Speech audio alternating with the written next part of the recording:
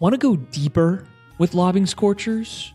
You know, scratch under the surface, get down even dirtier than we already get. Become a YouTube member. Sometimes things just get a little too spicy, a little too weird, and a little too loose for the general public. And you know, the people to see that are YouTube members. We're talking about exclusive bonus videos, the podcast after show, exclusive written content, and little bits and pieces of information before the unwashed masses know about it. As a member, you not only get access to all of this amazing content, you get a badge next to your name and a slew of amazing emotes to use, not only in our live stream chat, but also in our comments section. And yes, we do have an emote for Jesus Ferreira, Go Snack, and Paul Rothrock. This is the best way to help keep us independent and keep us building out this crazy YouTube brand that we call Lobbing Scorchers. Hit the join button down below or hit the link in the top of our description if you're on mobile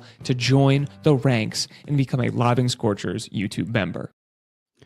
Good evening, everybody. Welcome in to another episode of Lobbing Scorchers Under the Lights. Going to be a good show for you all here this evening. The MLS Secondary Transfer Window is just about a wrap. This is the final day of it. There are a few hours to go. There might be some last-minute deals getting finalized, so might not be all over yet. But I think by and large, most of the big moves have been made. So I wanted to talk about this evening. At least for a little bit, both to do some obligatory discourse surrounding the Seattle Sounders' lack of action during this transfer window. I think we have one more day to do red hot fiery discourse about that. And then, you know, I'm sure it'll continue past that. But then after today, they can't do anything. So we're going to talk about that, but we're going to look at just the totality of the window around MLS. I put together a list because I wanted to look at exactly like who made the most moves, who made the best moves, what of these moves could actually impact the balance of power within Major League Soccer. So I made a list of all the incoming and outgoing transfers that happened in this window. I'm going to show that to you guys. Take a look at that. See what teams we think had the best secondary transfer window, and then talk about that as it relates to Seattle. We're going to be talking some Seattle Sounders as well. They're off to the Leagues Cup semifinals. LA Galaxy away next Wednesday for a chance to host a Leagues Cup final. So that's exciting. That's a big development after their penalty kick victory over Puebla last night. We'll talk about just how we're feeling about that matchup. And then I think mainly kind of how they should handle. They have a league game against Sporting KC on Sunday in between now and that semifinal game. So we're going to bust out the lineup builder a little bit later, talk about how we think Schmetz should line it up on Sunday versus the Club of Professional Wrestling Enthusiasts. I think we had a little USMNT crash out to talk about. Maybe we can do that in the transfer window discourse. But the bots did crash out about Paxton Aronson. And that, I mean, it was one of the crashier crash outs I've seen from the bot community in a while. I mean, it was like Danny Musovsky in the 80th minute of the Leagues Cup quarterfinals after getting a yellow card type crash out. So I don't know if you guys saw what I'm talking about, but it was good stuff. We might look at that later. And then other than that, as always, I was going to kind of just let you guys in chat steer the ship. If you got any questions, topics about Seattle Sounders or MLS as a whole that you want me to talk about, go ahead, drop them in chat throughout the evening here, and I'll get to as many as I can. Thank you all, as always, for tuning in. Thanks to everyone who tuned into the post-game live from the stadium last night. It was a pretty cracking stream. We had a lot of people in there at one point. We had Nico stopped by, Jo stopped by when I had to bop out. It was a rotating cast of characters. It was fun. Hopefully you guys enjoyed that. We're gonna try and keep doing those as much as we can from on site, and really get those post game lives out as close to the actual final whistle as we can. We can't always do it right when the games end, but we're gonna do our best to get it to as close to final whistle as possible. Before we get into everything tonight, if you all could please like the video, get us in that algorithm. Subscribe to the channel. We're on the road to 3K subs. We're not particularly close to that, but we're slowly but surely chipping away. That's the next big milestone for us. LobbingScorchers.com/sauce to get the hot sauce. Been getting rave reviews. And LobbingScorchers.com/archive still. If you have yet to get your archive kit, want to support the show, use that link. All right. Let's see. We'll start with what you guys got churning in chat here, and go from there. And I'll don't worry, Wade. We'll get to the we'll get to the transfer window discourse. I think that's what we're gonna do at the top of the show here. I was gonna ask you guys, do you want to do Leagues Cup stuff first? Do you want to do transfer window stuff first? I think everyone always just wants to do transfer window stuff first, which is fair enough. So let's see what you guys got working to start it off here. Ramon says, Real Salt Lake got DeAndre Yedlin. Should we get him on a free after the 2026 season? That is right. That is a big move that took place. I believe that one got finalized either yesterday or earlier today. DeAndre Yedlin on the move again.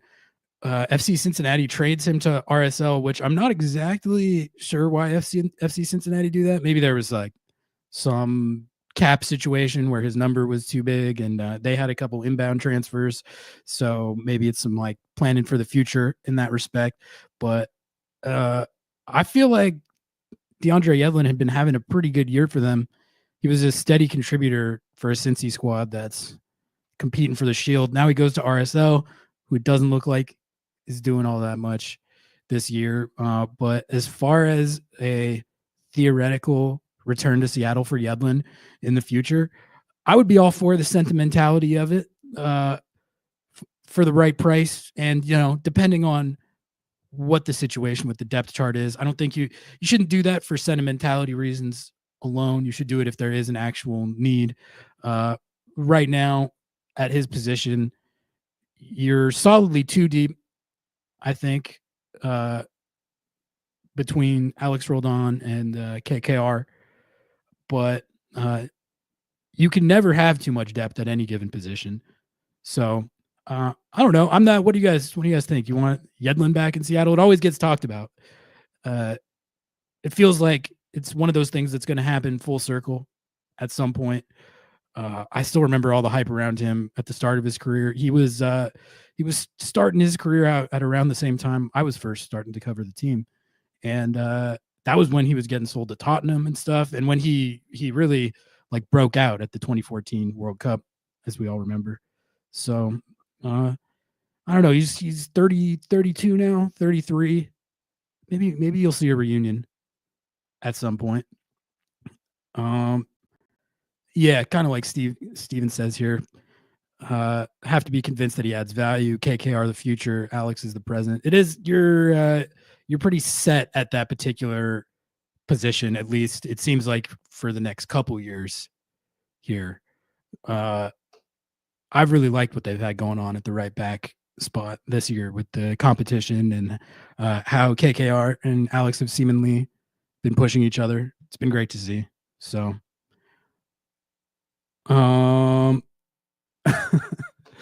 glad you guys liked the post game live last night. That was a good one. It was a good one. It was fun after a game that was not that much fun, but I really didn't enjoy that game in the moment when you're in the middle of like a slugfest like that where you can't break the other team down.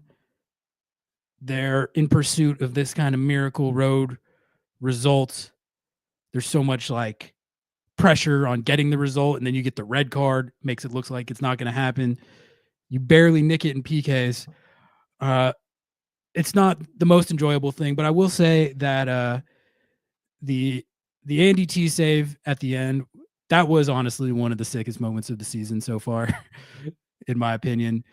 The stakes of the moment, obviously, and the walk-off nature of it in a quarterfinal, but I think the whole sequence of him turning to the crowd after after Seattle sunk that penalty, and he knows he needs to make one save to seal it.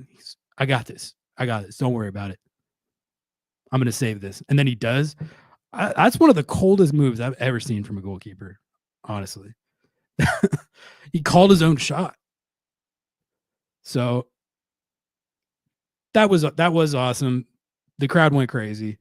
It was a great moment. Kind of felt like, I think we were talking about it last night, but it kind of felt like the emergence of Andy T, or really just kind of like a statement of his status as the heir apparent, that he's ready to take over.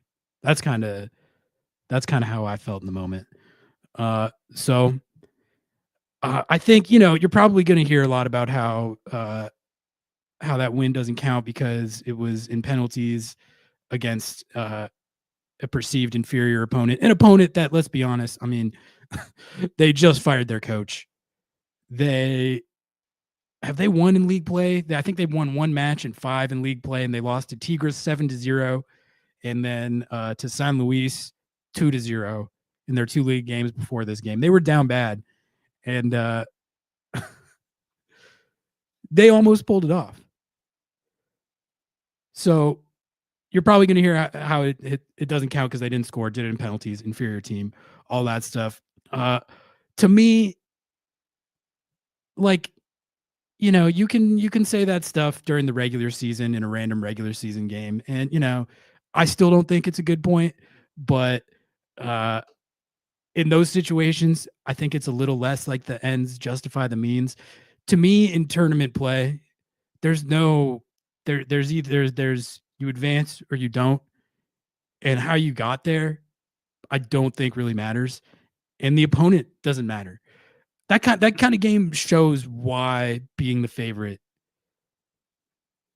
it matters sometimes, but a lot of the time it doesn't. Like, those kind of games can become a toss up, and I would say as well, I feel like these last 2 games that Seattle has played have been it's been like a unique situation in terms of the tactics they've been dealing with.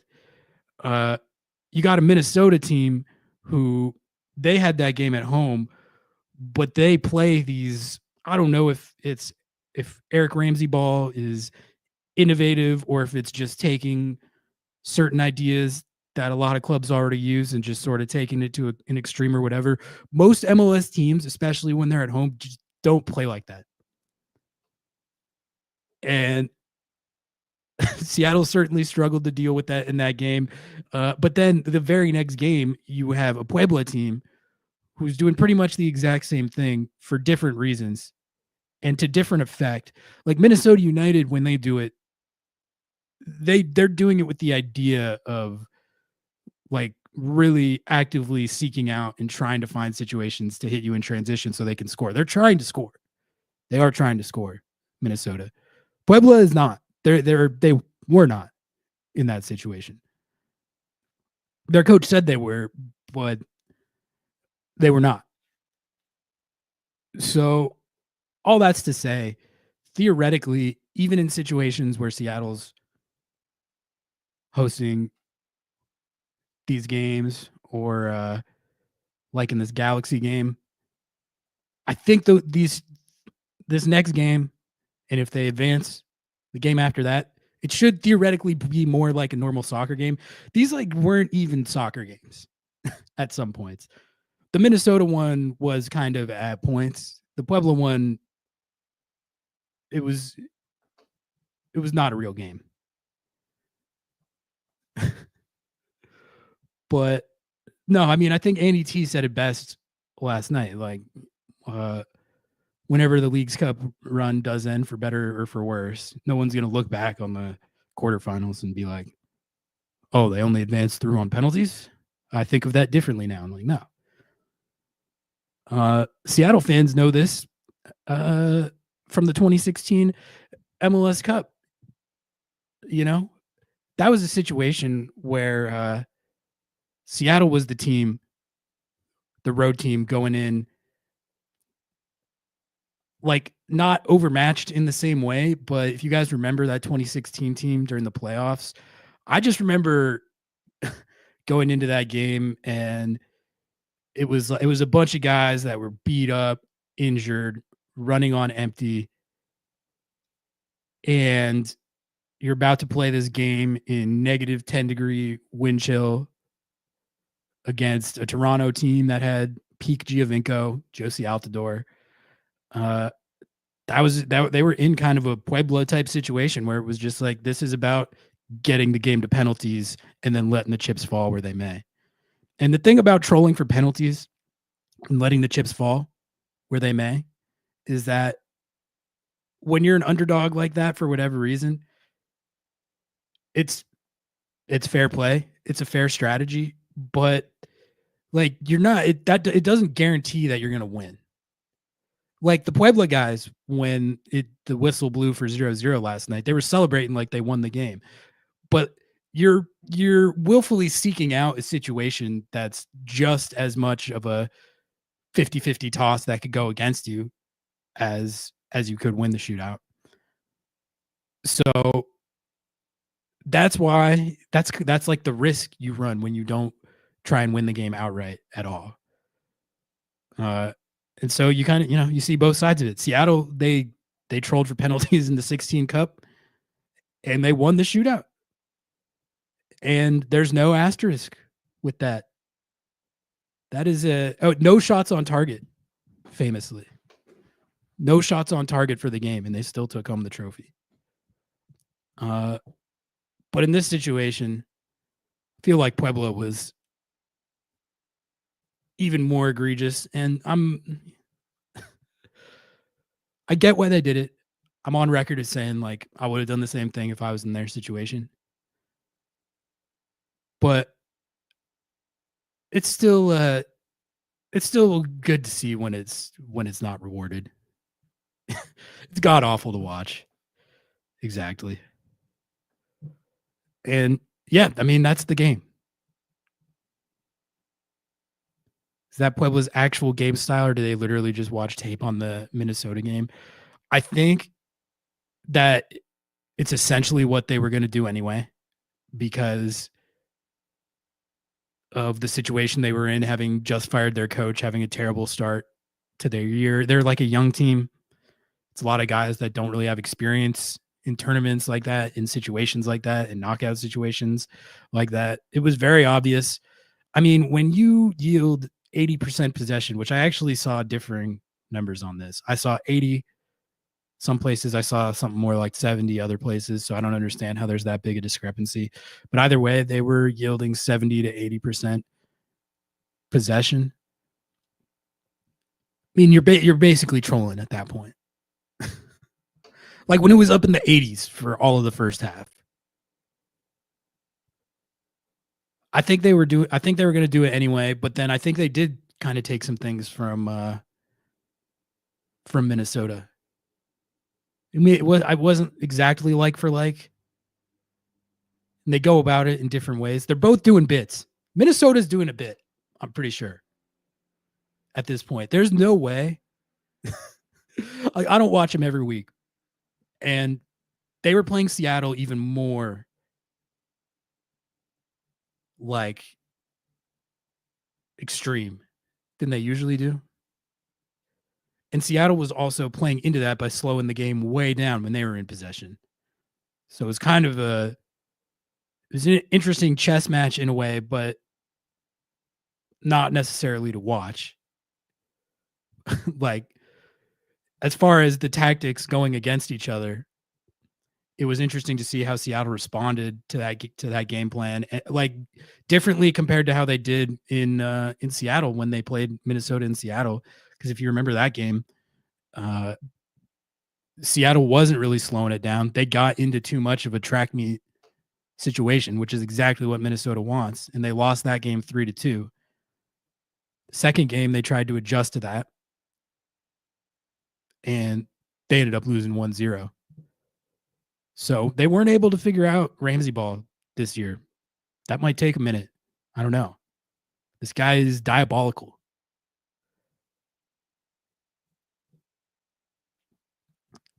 Can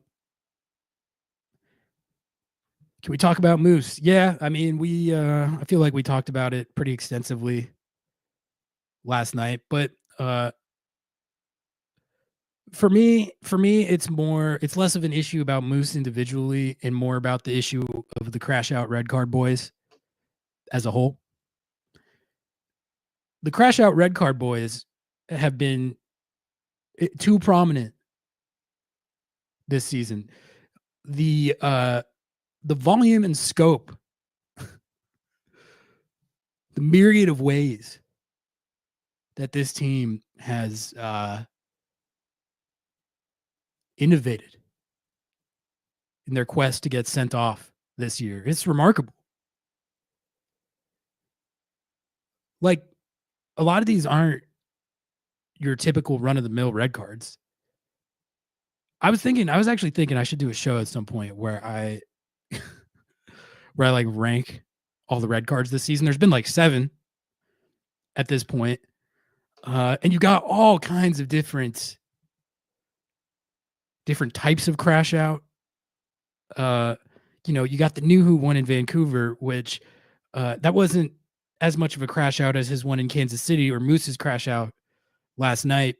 But that was I considered that one kind of a crash out moment because he reaches up and basically horse collar tackles the guy when he knew it was going to get him a red card. So there was that one. You have new who's in Kansas City in which he threw a ball at a fan and then flipped off a referee while demonstrating to the referee what the fan did to him, which I still am kind of flabbergasted at that one. And then you have the Christ red, which that's a whole different type of red card than I've ever seen. That wasn't a crash out. That wasn't a crash out. Georgie was trying to give credit to Christ for the role that he played in the goal that he scored. Part of his celebration for giving that credit is lifting his shirt up to reveal the Christ shirt. He had gotten a yellow before. He didn't know the rule that pulling it over your head. I'm sure he knew the rule that taking it off was an automatic yellow. I think he either didn't know or forgot, even though Saze had just gotten the exact same yellow, didn't know or forgot, pulled it over his head. Automatic yellow, sent off on a technicality. The Christ red is one that I don't think is anyone's fault, really. I mean, it's Georgie's fault, but like, I can forgive that more than a crash out red card where you say throw a ball at a fan or in Moose's case, make contact with the ref, which watching it again, I don't know if I don't think he was trying to chest bump the ref.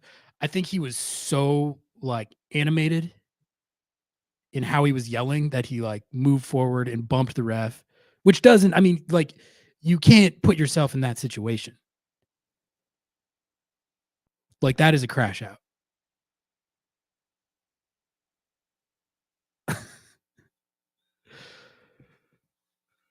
Which red card would you most want to commit as a player?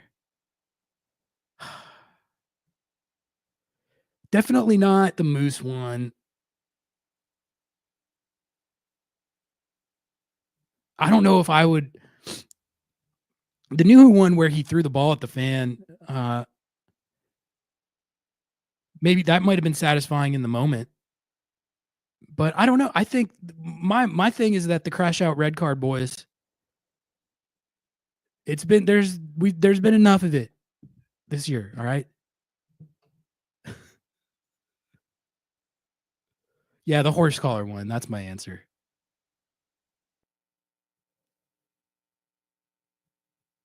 I'll rank them all. I'll rank them all at some point. I think if you look at what the biggest issues are that this team has had this year, like why they're fighting for fourth place instead of say up towards first or second. Number one on my list would be the crash out red card boys. It's cost them a lot of points in the league. It's put them behind the eight ball in situations where they could have competed for points when the Vancouver game, they got 2 red cards. The John Bell one, I forgot about that one. That one was a little unlucky. It was a little unlucky, but it's also it's one of the I feel like that's a little like situational awareness. If you got a guy running in behind you like that, you got to make real sure those feet don't get tangled up like that, you know. But that's not that is kind of unlucky more than a crash out. The thing about the new who ones, both of the new who ones, the Moose one, and even the Georgie one, that's like 4 right there that are preventable.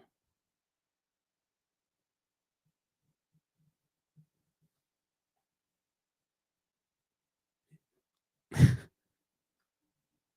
is good red card discourse. See, I don't know if I don't know if I buy the premise of Moose was just showing some fire. He was fighting for something. The ref was bad. Like, especially at that point in the game, it's 0-0. You need 1 goal to win, in all likelihood. Getting sent off there, it's just it's not in the best interest of winning the game. And this is the good question from Stuart. Will this be the last one? Brian's answer was not convincing. Yeah, like every time there is a new one, I think it's gonna be. I'm like, okay, that's probably the one that is gonna really just reinforce to everyone. All right, we can't crash out and get someone sent off, and then they find new ways to do it. You have the Christ red. Now you got the chest bump red. What's going to be next? Who knows? Tune in next week on the Seattle Sounders reality show. Who's going to get ejected this game? Find out. I'm telling you, man, if you had like a Hard Knocks style documentary crew following the team this year, you would have had, I think the content they would have had the whole new crash out in Kansas City, 6 other red cards.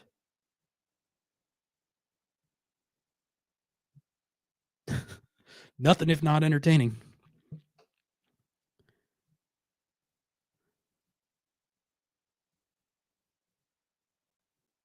He always says he will talk to the player, but it keeps coming up over and over again. I've never seen this many crash outs in a Sounders season before. The only similar situation I can think of is there was a year, it was like right at the beginning of the season, like 2018 or 2019, I want to say. They had a similar stretch where they got like, I think it was at least 3 or 4 in a row. I just remember one of them was Kelvin Leardom slapping a guy in the face. You guys remember that? He literally like slapped a Galaxy player, I think, in the face. But this is definitely, I mean, we're at like 7 red cards at this point. Or was it Montreal?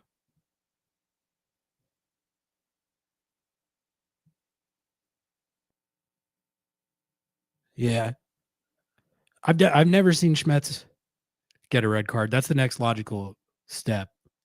I thought there was going to be some sideline yellows last night. Seattle's sideline during some of these foul disputes was not happy.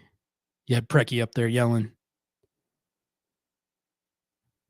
I don't even know if has Schmetz ever gotten a yellow. I'm sure he has. He's usually not. He's usually not like that.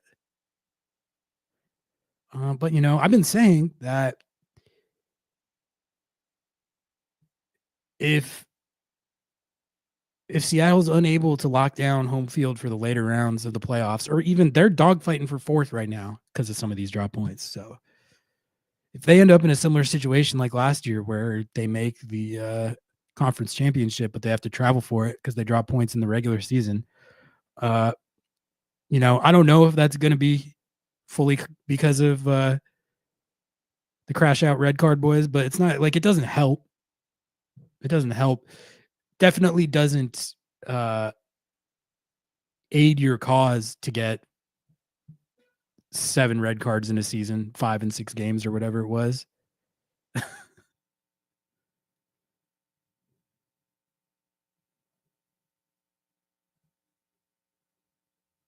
Miami's coach did do that. Mascherano got a red card and then was talking on his phone the entire game. And you're not supposed to do that, I don't think. I think that might be against the rules. But, God bless him. He was doing it. Miami beat Tigres 2-1, 2 Luis Suarez penalty kicks. And really, if Seattle can get by the Galaxy here,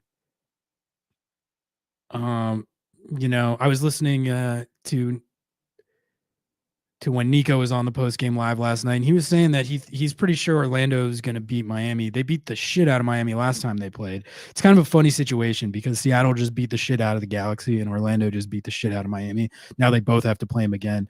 I will say, beating the shit out of a team twice in a row, it's hard. It usually doesn't happen because the team that got the shit beat out of them is usually like, we can't let that happen again. I don't think this Galaxy game is going to go like that first one did. They should have saved the 4-0 for the Leagues Cup one, to be honest with you. I think Seattle, they'll be favored based on how that last game went, but you got to imagine that Greg Vandy's going to have this is literally it for them. This is their whole season. They've been out of the playoffs for like 3 months at this point.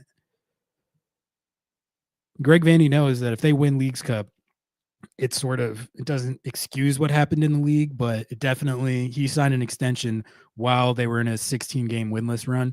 So he can at least point to that and be like, see, we did something good here. We didn't just win MLS Cup and then totally tank. So they're gonna be going hard for this game, is my point. I don't know if that is gonna mean much because it's the 2025 LA Galaxy. But I expect that game to be competitive. But if Seattle can get by them, they would be hosting either one of the or I'm just pretty sure they host even if Miami win. But can anyone confirm that? I meant to confirm that, but I didn't. If Miami wins and Seattle wins, who hosts? I thought it was Seattle, and that the only way Seattle would travel.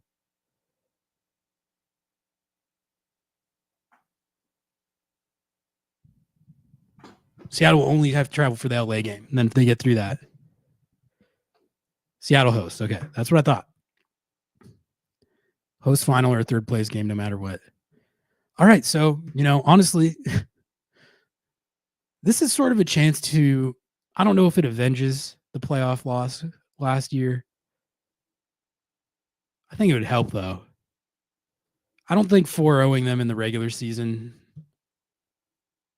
It's nice, but it doesn't fully avenge a playoff loss. Beating them in this situation to go host the Leagues Cup final, that'd be a measure of revenge, wouldn't it? I feel like that would be actual revenge. If you ask them, they'll take the 4-0 beating for that MLS Cup trade-off every time.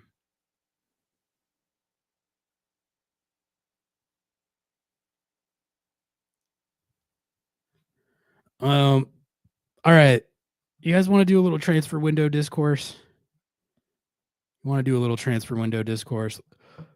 Let's do it. I'll bust out my little doc here in a second. But I guess, before we do that, we can talk about our feelings.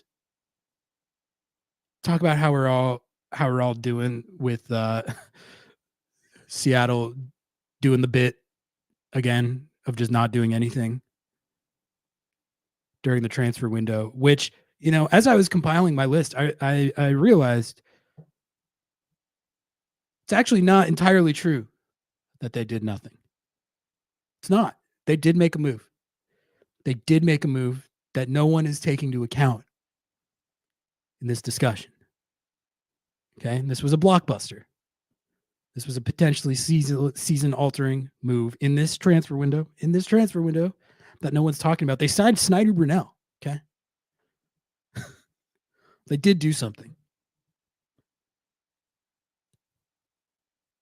I joke. I know that's not the kind of move everyone is talking about. I know that's not the kind of move everyone's talking about. But they did sign.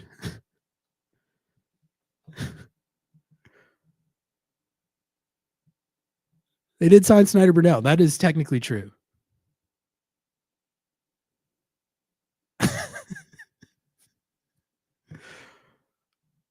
I thought it was funny because I was going through what I was doing is I was going through the list on the league website of all the incoming and outgoing transfers, and then I was just pulling the ones that were from this window.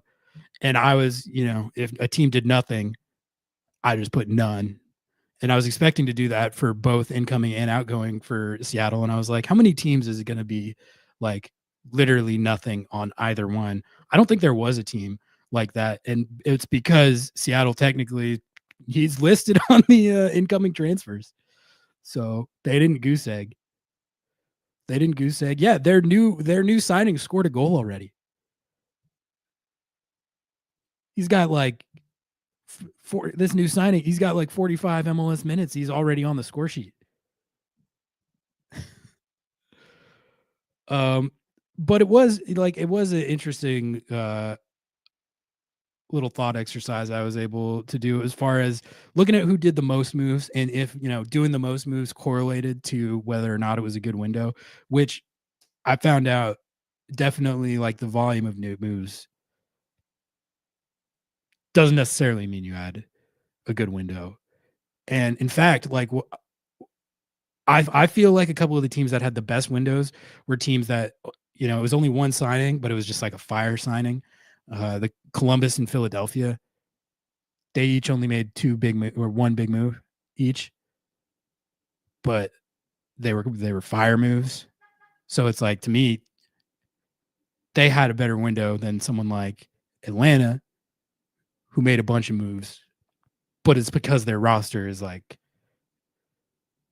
a tire fire and they're trying to turn it all over. So that's why they did it.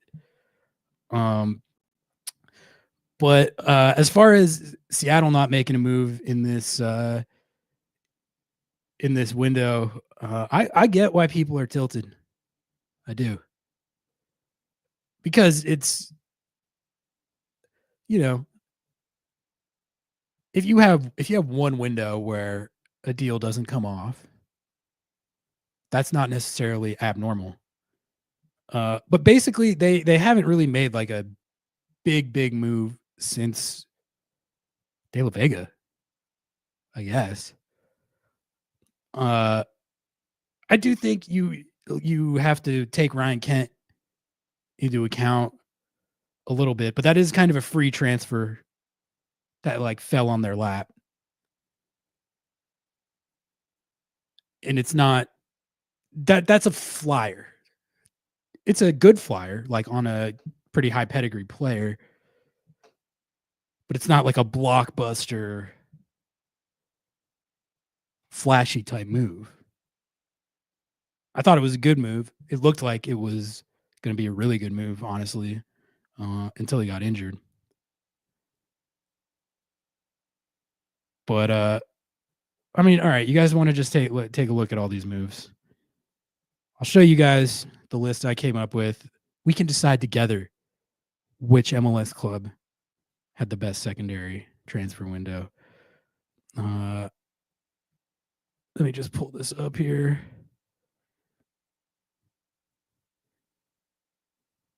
There's just a little doc with every incoming and outgoing move. Can you guys see that? Is that nice and legible? Let me know if you need me to try and zoom that in more. But so this is how I did it. Just separated it by club, and I did players in, players out, and it's just all from the dates spanning this secondary transfer window. So it's a good little visual representation who did the most work, and then you can look at the names and see what you think of the substance of the moves, which I think so. Like Atlanta United, man, like right off rip, they were one of the most active clubs in this window. You can see 5 new players, and a lot of these are a lot of teams brought up did Snyder Brunell type stuff, like signed their homegrown guys, signed guys up from MLS Next Pro. But like Atlanta United, I think these are like the types of moves that people want Seattle to be doing. This is a La Liga defender. This is a number 6 from Hull City, not necessarily positionally, but in terms of like the types of targets, like age profiles, what clubs they're playing for. But I mean, I can tell you guys, their fans are already pretty sketched out by this Baracol guy that they got from La Liga. Apparently, he's been kind of trolling out there already. And then El Zate guy, that's their big one from Hull City, and he's supposed to be the long-awaited Nagby replacement, as I understand it, for them. But kind of what I was looking for is, what are the clubs that I looked at it and I was like, wow, these moves like really could change the fortune of the club. Like a lot of these, you just don't know. Austin FC didn't do a whole lot. Charlotte, Drake Callender should be on players out. They traded him to or no, that's the opposite. They traded for Drake Callender. My bad. I had that right. Yeah, if you guys see a team that you think is interesting or you want to dig into a little more, feel free. I'll take you guys through the ones that caught my eye. FC Cincinnati, they made 2 pretty big signings, and Tom Bogues reported today that they're bringing Brenner back, which that would be a big move. Although that's one of those ones, like it's a big name, yeah, but they already have Kevin Denke that they spent a club record fee on, who's been scoring a bunch of goals. It's not like a starting caliber carry the load number 9 is the biggest thing that they necessarily needed. But I mean, he's a good player. Definitely a good player. And they traded Corey Baird to San Diego and DeAndre Yedlin to RSL. So, I mean, it seems like Cincy got better, although Corey Baird and DeAndre Yedlin are the types of kind of like MLS guys that are good to have to fill out a roster. Or in the case of Yedlin, I feel like he had been playing a lot for them this year. But yeah, okay, let's look at Colorado. They were the other most active club, uh, other than Atlanta. 1, 2, 3, 4, 5, 6 incoming players for them. Noah Cobb, homegrown from Atlanta. That's kind of one of the this Rapids GM, Porag or whatever his name is. He's pretty savvy with it. Like when he goes and gets a guy like Noah Cobb from Atlanta United, I'm like, they're probably going to be able to turn Noah Cobb into a good player. But the big thing that Colorado did, and I think that this is one of the like the biggest moves of the window within the league. They traded Georgi Mihailovic to Toronto FC, and they replaced him with Paxton Aronson, one of the Aronson brothers, who, I mean, all right. I'll talk about what I think of Paxton Aronson replacing Georgi Mihailovic, and then we can talk about the USMNT bot crash out over this because that was pretty funny. I haven't been following Paxton Aronson in the Eredivisie where he'd been playing all that much, but as I understand it, he's only 21, and he was playing at a higher level in that league than Georgi Mihailovic was at the same age. He had, I think, 9 goals, 6 assists in that league last year, and was a nominee for Young Player of the Year in that league. So he actually performed really well. And for that reason, especially with Colorado's track record of doing this kind of stuff successfully, I don't think it's a bad bet that they might be able to plug him in like for Georgi Mihailovic and get similar production. It's definitely not like a slam dunk given. It's riskier to try and have a player like this, like a player that's a lot of projection like this, be your attacking centerpiece. Houston tried to do it this year with Jack McGlynn. I feel like that has not popped really. Jack McGlynn's been good, but does he look like a building block? Like you can build your whole MLS attack around him, and he's really going to carry the load week in, week out type player. It's certainly like he hasn't been to the extent that it's helped them have a good season. Like the Dynamo are kind of underachieving this year, I think. So I kind of consider Paxton Aronson in that same tier of prospect as like, Georgi Mihailovic at the same age isn't a bad comp. But like these guys, Caden Clark was another guy that got moved today from Montreal to DC United, which that's pretty tough. That's a tough move from the last place team in the East to the second to last place team in the East. But Caden Clark I feel like he's a similar type of guy to this Paxton Aronson type of player. And he definitely has not been a build your MLS club around him type of player. Like he's been bouncing around. So it's just risky is my point, but I don't mind the bet that Colorado's taken there. He's got a little bit of pedigree to him. He and Brendan have been in the USMNT fold. Brendan was a really big up and comer for the USMNT at one point, and I think Paxton is considered better than Brendan. I could be wrong about that, but I'm pretty sure, at least for how the pundits and scouts think about it, Paxton's considered the higher ceiling player. And I don't think it is a young DP. I think he's just a straight up DP. I could be wrong about that, but I think I was looking it up today, and I was like, is he like a U22 or a...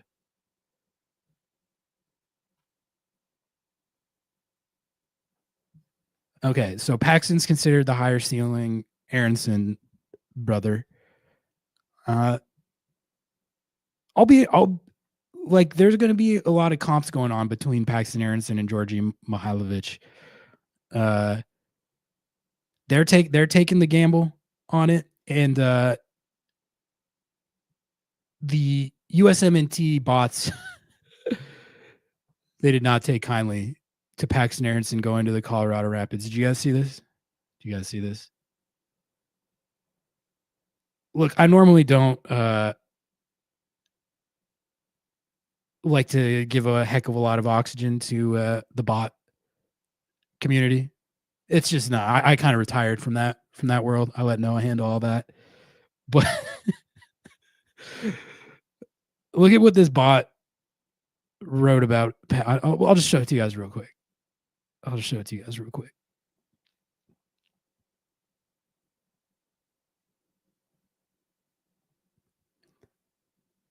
Look how much he wrote here. This guy's like a he's one of the main bots. For anyone who doesn't know about the bot community, maybe you haven't been on Twitter, or you've just somehow avoided that. He wrote this much about Paxton Aronson going to the Colorado Rapids.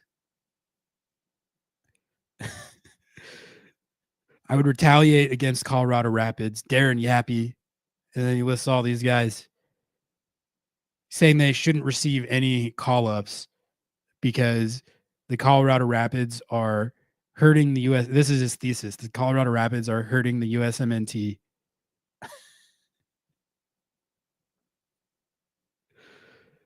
Colorado Rapids are hurting the USMNT by getting Paxton Aronson because, you know, I think it's because the league is not as good as the other leagues he could be playing in. So it's like stunting his development on the club level. Anyway, he wrote like 6 of these about Paxton Aronson. And then it's not a rabbit hole I recommend going down. I went down it. But then you had a lot of bots that were like, yeah, speak truth to power about Paxton Aronson going to the Rapids. You should never be that passionate about Paxton Aronson in any context.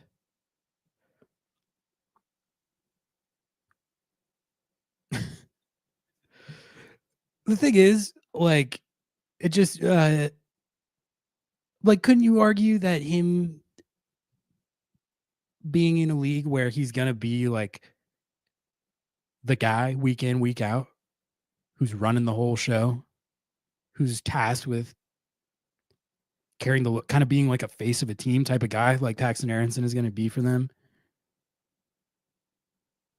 Is that not better for his development than playing in some league where he's either going to be a role player, or in a lot of cases, these guys don't play at all? I don't know. I'm just asking. Anyway, that was the big move that the Rapids made. But really, like, their whole season got thrown in flux with this Georgi Mihailovic trade.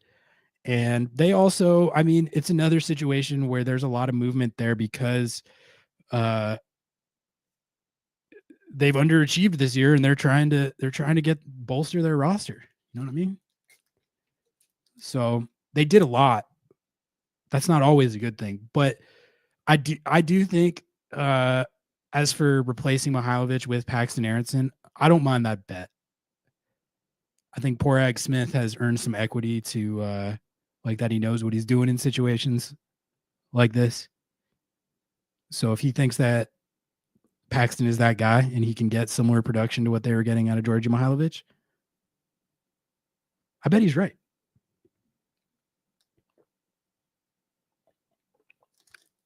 Okay, Brenner is confirmed. So we can take a look at the FC Cincinnati. I already had it in there. But I mean, this is their window right here.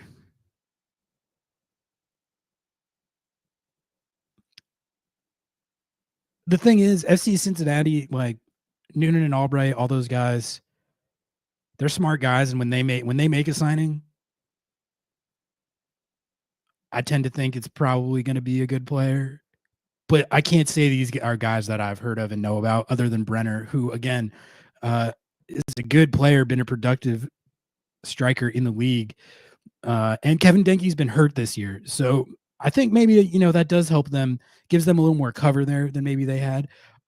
Scoring goals has not necessarily been their problem. Number 9 production, when Denke's healthy, doesn't strike me as their problem. But clearly they did see it as a need to some extent, because you don't bring Brenner back if you don't think so.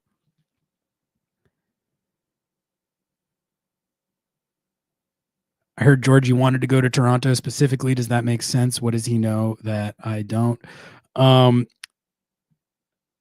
Everything, all the coverage that I've read, I also get the impression that Toronto was very much a situation where it was the player had a place that he wanted to go, and he wanted to be the guy in Toronto. And I read the articles with his press conferences and stuff, and he was basically saying, when I think of this club, I think of the treble winning sides, the Greg Vanney years, where they were running the East and going to MLS Cup every year, and I want to bring that back. I want to be the guy who brings that back to Toronto. That's what he said. They're probably paying him more too.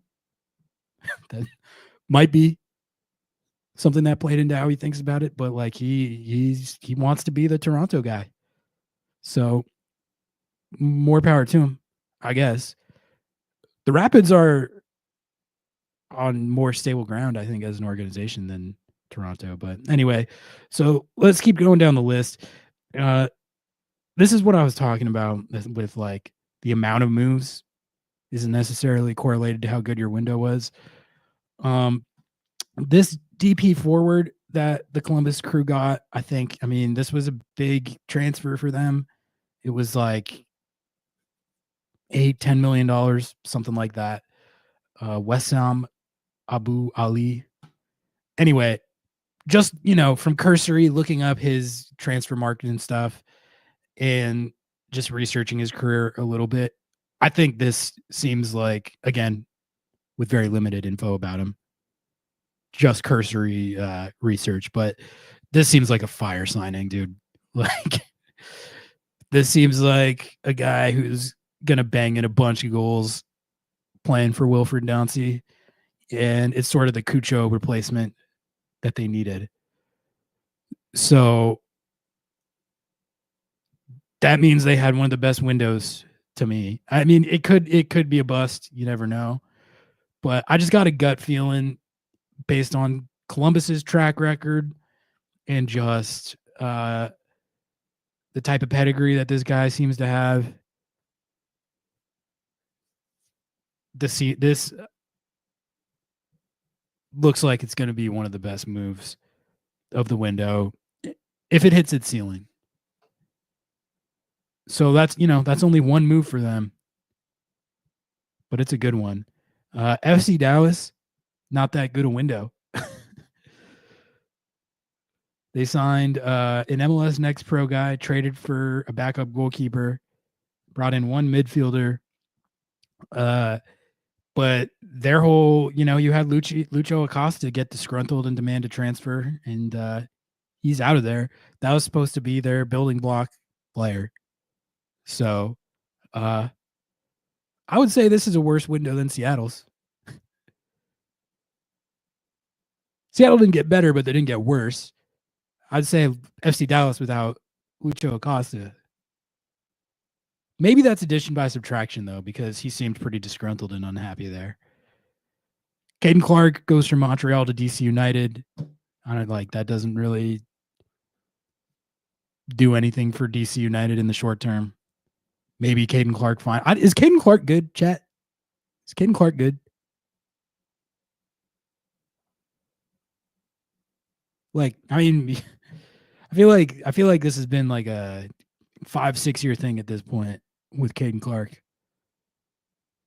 They bet DC, I think, spent a bunch of money to get him there. Now maybe he's finally gonna pop in DC. I just don't. I'm not sure where the hype or pedigree comes from there. Is Paxton better than Caden Clark? See, I think he is. Paxton had 15 goal contributions in the Eredivisie last year. Like Caden Clark, it's not like he has that much MLS production. Let's see.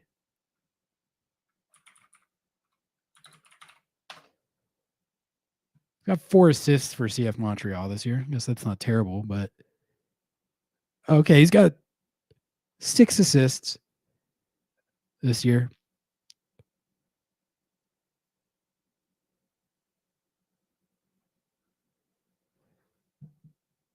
I think he's a nice player to have. I don't know. Is he a building block player? Because that seems to be what DC has got him for. But I don't know. Houston didn't do a whole lot. All right, let's look at LAFC because this is obviously another. This is a good one, guys. I'm not going to lie to you. It's kind of what you want. Kind of what you want your windows to look like. I think, in a lot of ways. I mean, I don't really know any of these players other than Son Heung-min, but I do know that LAFC's track record with dudes like this is very good. It seems like they always hit on guys like this. This Sean Ye guy, I think that's how you say his name. He scored a goal in their last game, so that's a good start. I don't know about this defender Porteous or the midfielder from today, Andy Moran, but coming from Watford and Brighton, those are at least those clubs with theoretical pedigree. And then obviously they get Son, which I mean, he already looks pretty damn good. We'll see what the ultimate impact is, but I can understand why Seattle fans would look at LAFC paying $26.8 million for Son. And then the Sounders doing nothing for like a 4th straight window. And it's like, can you give us a little something? That's where I sympathize. I've been saying that I'm more concerned with the results on the field and whether the team is competing and contending for trophies at any given time more than I am what's going on with the transfer window. And that is pretty much, that's how I think of it. Like, to me, if you're not going to do anything, but you're still winning trophies, who am I to question the method? All right. And in that way, I think this Leagues Cup run and the playoffs this year, they're gonna determine a lot, I think, of how this club is thought of. If they win one of Leagues Cup and or MLS Cup this year,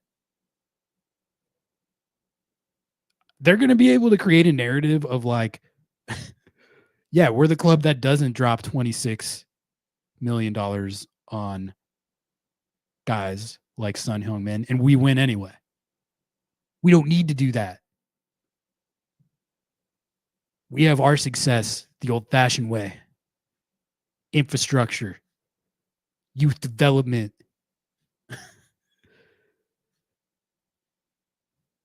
If they win a trophy, one of these 2 trophies, and they want to say that,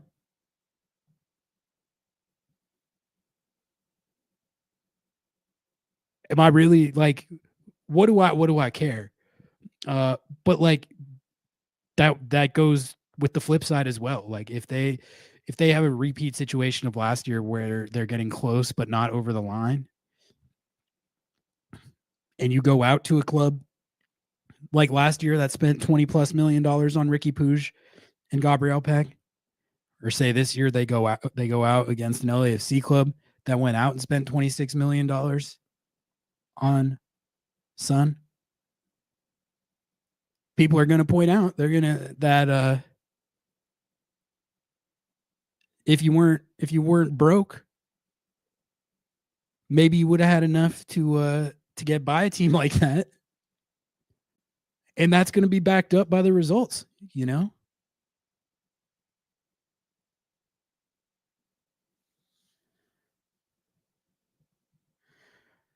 I see what you're saying, Jake, like but to me part of the battle is having a seat at the table, and I still think Seattle has shown over the last year or two, between the playoff run that they made last year and making it to the Final Four now of Leagues Cup this year. A lot of this stuff is bites at the apple. Okay.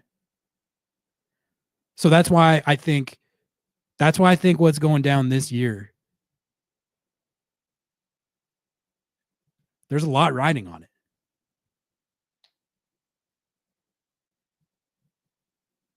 Because if they don't win a trophy this year, then you're right. Like, it's not, at that point you're holding on to 2022 when it's about to be 2026. So they gotta win one or both of these. That's kind of how I see it.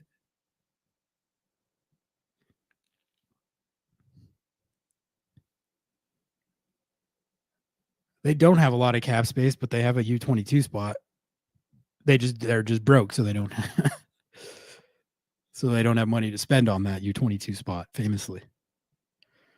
LA Galaxy did absolutely nothing. They were the one team. They were one team that did absolutely nothing as far as I could tell.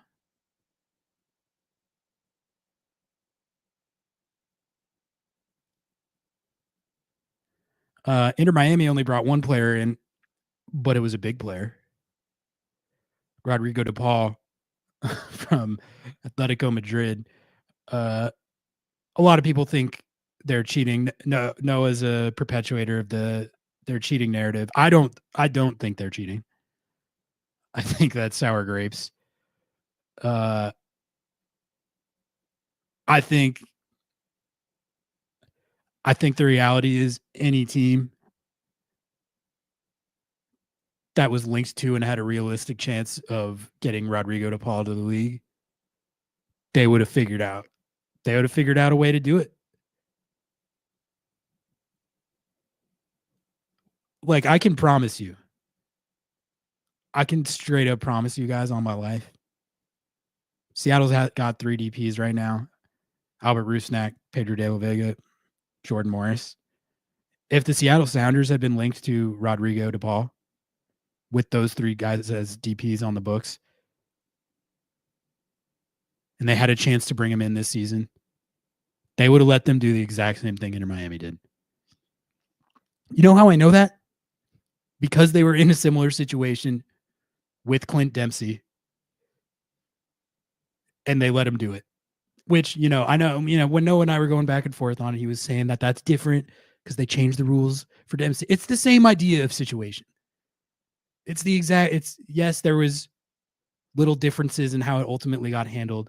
They did end up like actually changing the rules in the aftermath of the Dempsey thing. I get that.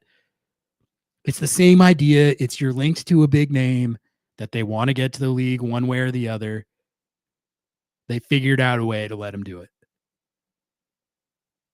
It's no different.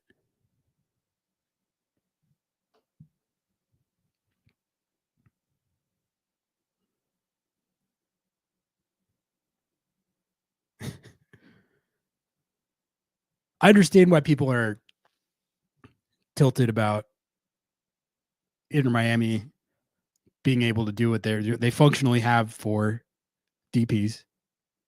They do. But that's also,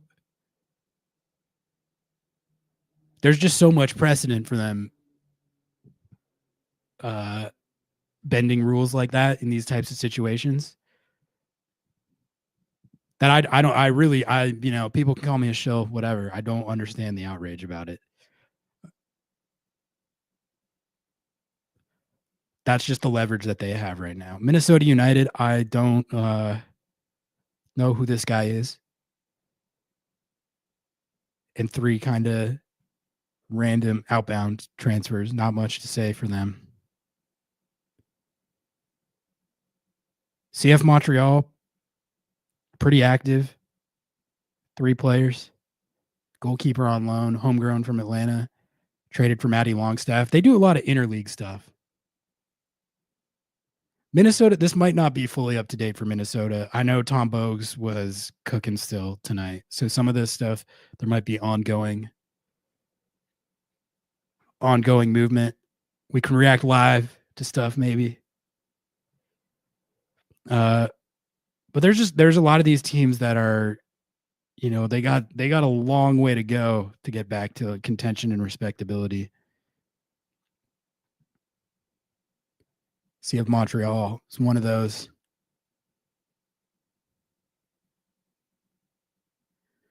I'm just going down the list. We can look at all these. A lot of clubs didn't do a whole lot, though. You can see. The biggest moves were LAFC. Atlanta did a lot. The Paxton Aronson thing, that was pretty big. Rodrigo DePaul, that was obviously really big. Other than that, it's not like there's all that much seismic going on. Okay, here's another one that I really like in the same vein as the Columbus Crew. What the Union did, poaching this Milan Iloski guy who was on loan at San Diego with this from this Danish club, had one of the craziest runs I've ever seen from an MLS player. He had like 10 goals in 12 games and 4 goals in one game at one point. Absolutely shredding.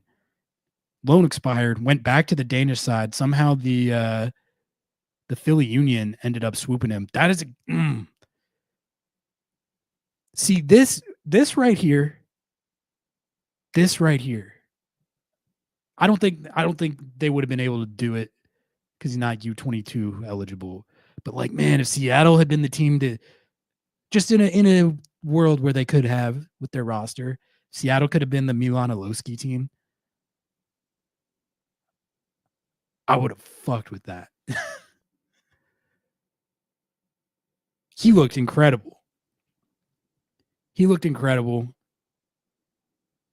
And it's definitely a flyer worth taking. And the fact that the Philly Union were the ones that did it, it's probably going to pay off for them. And look, the more I think about it, guys, like the Philly Union and Seattle are cut from a pretty similar cloth in how they do things. The Philly Union don't spend anything on the transfer market. They don't. Like if you guys hate how Seattle does it right now, Philly Union have been doing it up like this forever. That's just how they do it. And the criticism that you could say about them is that they don't have much of a trophy case. They have one supporter shield. But you can't deny, like, they have been one of the best teams in the league over the last 6-7 years. One of the most consistent. And they don't spend $26 million on guys like Son. They don't do stuff like splash even 16 million or whatever it was that FC Cincy did on Kevin Denke. They have the best youth development in the league. Like, their academy is insane. And then they do stuff like this. Iloski move to great effect. They're masters at it. And yeah, like, you could say that they haven't been able to get very many trophies over the line with it, but they've definitely, in my opinion, it's just my opinion, they've been good enough to. The year that they lost the MLS Cup to LAFC, that game was an incredible game. It was decided on the margins. It was a 50-50 toss. LAFC, it was kind of a symbolic thing in a way, I guess, though, because they were about to win that game. And then Gareth Bale, who was a part-time golfer at the time, came off the bench for LAFC and just bammed the game-tying goal while they were down a man. and then they won in penalties. And it's like, oh, yeah, I mean, they just had freaking Gareth Bale to bring off the bench. Philly Union didn't have that. But like the Philly Union, they have 52 points. They're tied for the Supporters Shield lead right now. The year I'm talking about where they lost MLS Cup to LAFC in 2022, they had almost 70 points, I think, and a plus 48 goal differential. I'm not exactly sure about Philly's exact roster build. But I'm just to me, they're an example of a club that kind of it just shows that there's more than one way to do it. And I would argue Seattle's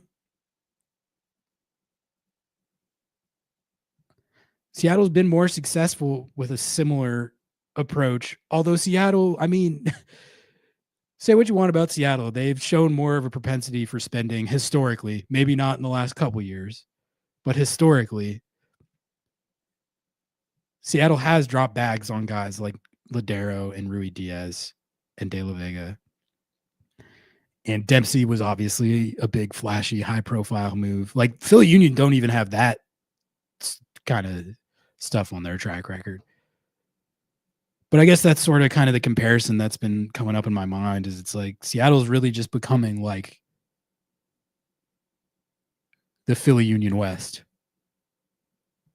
Do it all on infrastructure and kind of these shrewd moves, building great depth. Maybe it's something that we just got to own it. We just got to own it. I don't know. I'm not saying it's a good thing that they might be becoming the Philly Union West. Why do you take exception to it? I think it's a similar idea. At least in the broke era. I'm talking about the broke era. We're in the broke era right now, okay? Philly Union, perpetually broke. Seattle Sounders broke. That's all I'm saying. Not like comparing the cities. Yeah, I mean, I agree. Like in terms of trophy case and like ultimate accomplishments, that's not what I'm comparing. I'm comparing the emphasis on infrastructure over raw spending. Infrastructure, depth, youth development.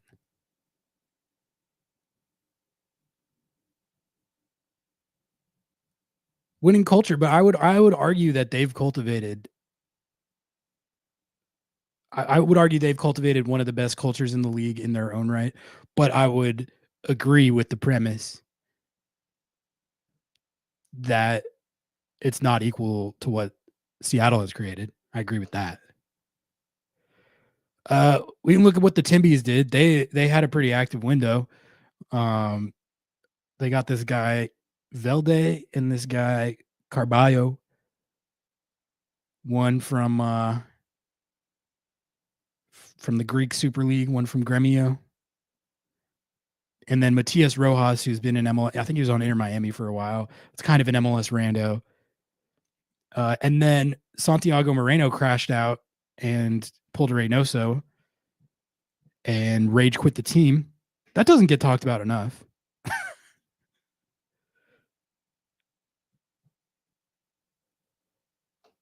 Santiago Moreno crashed out and rage quit the team, so he's no longer on the Portland Timbies. But they do have these two new guys, one of whom is ostensibly the replacement. But like these, these are just guys to me until they prove that they are going to move the needle. They might. I'm not saying they're not going to. I just don't really I'm not up on my Velde and my Carballo film. I'm going to have to look into them. But the Timbies did make a couple pretty big moves and had one pretty significant outbound transfer because Santiago Moreno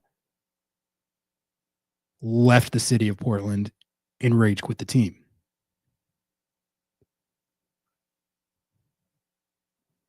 Except for JP and Kent, seems like everyone currently injured will be available for the playoffs. Wouldn't it be amazing to finally put the ideal 11 together and go on a tear to MLS Cup?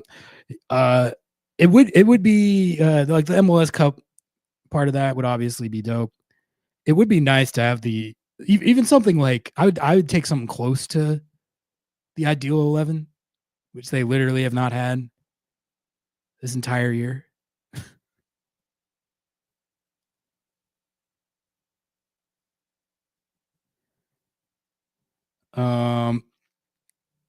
RSL, pretty active window,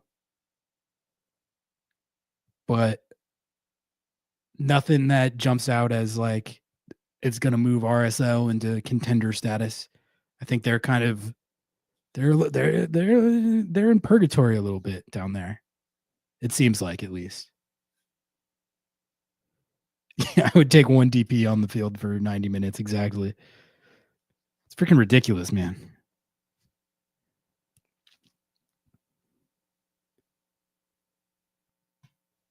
San Diego. They had a very active window despite being Western Conference frontrunners. But you know, they're an expansion team, so they're still trying to fine tune things, I imagine. But like Corey Baird, for a team like them, or even David Vasquez, those kind of intra-league moves, I think those are the type of moves for an expansion team that can kind of help fill out whatever missing pieces there might be from it being your inaugural roster.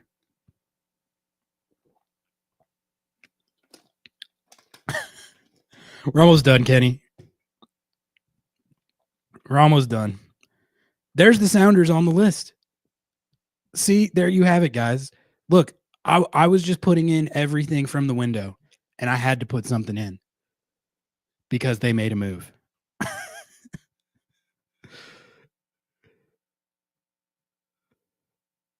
That's pretty much it, honestly. I mean, we already talked about the Georgi Mihailovic, and then okay, here's the Whitecaps. Let's look at them.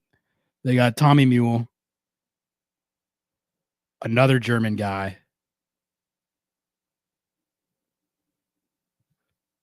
I think, you know, Mueller's a big Mueller's a big name. I understand why they would do something like that. How many more goals is he really going to score than Brian White for them? I think it might not be as many more as you might think. But there's like more to it than that. I get that.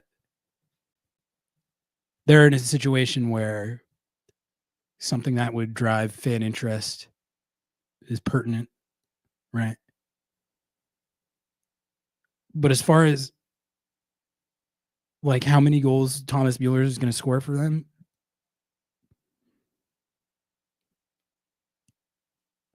Brian White's he's been that guy.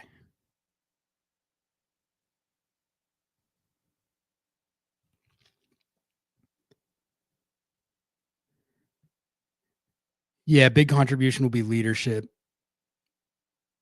He seems like him and Son both seem like everyone considers them to be like great guys, like notably great guys. So that's unfortunate. I don't like it when other teams get awesome guys. It's one thing if they're awesome players. Now you're telling me he's like a great guy that everyone likes. Hate that. Anyway, that was the look that I was doing at the overall transfer window. My biggest takeaways are that like some of the clubs that had the most moves were some of the worst teams. Like Atlanta. Some of the teams that had the least moves had the best windows, but it's because the moves that they did make We're big, like Columbus. That guy they signed, that's a great window. And then you got clubs like FC Cincinnati that might have gotten better.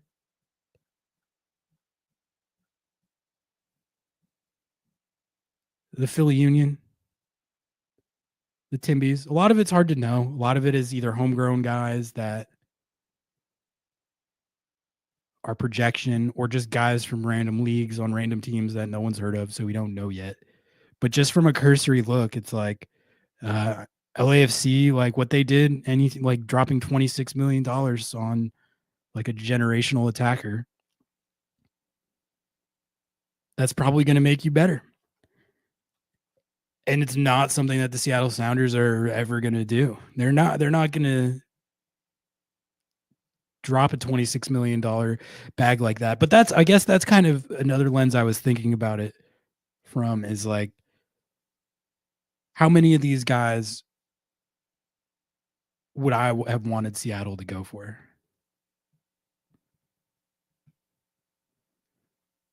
Like, yeah, would you guys just say we lived in a hypothetical world where the Seattle Sounders weren't broke? Would you guys want them to drop a $26 million bag on 33-year-old Son? If they could do it, I mean, I wouldn't say no.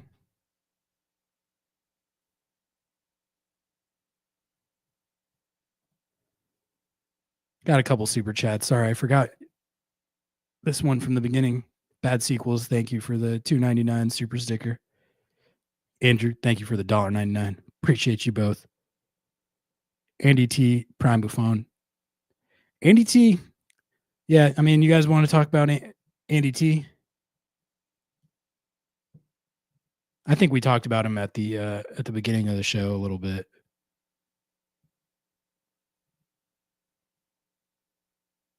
But it was kind of sick to have a goalkeeper who, I mean, I don't think Andy T is like a penalty specialist, but that's definitely like he is good at penalties. We've seen that. We saw that in the Open Cup. We saw it last night. That's a good attribute to have in a goalkeeper. Kenny, thank you for the $1.99. Appreciate you, man. New numbers next year and one Thomas, Danny Dimes, and 20. Don't fully know what you were cooking on there, but appreciate the Superman.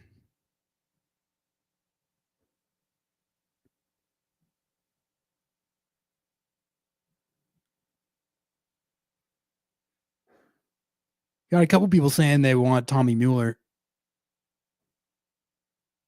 Oh, I got you. See, Mueller, okay. Mueller's one that it's like I'm not that interested in that.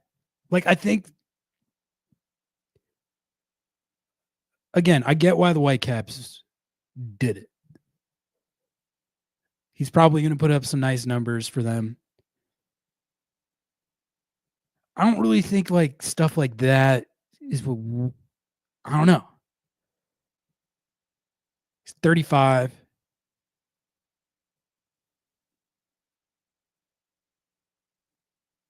He's a generational player in the Bundesliga. I get that. I'll take a signing like Ladero or Rui Diaz all day over signing like Tommy Mueller. Son is a little more interesting to me just because he's just a very unique player. Mueller is too, but he's a little older. And I don't know. I think there's just something a little different aura-wise about Son to me. He's got just this, I don't know, he's just different.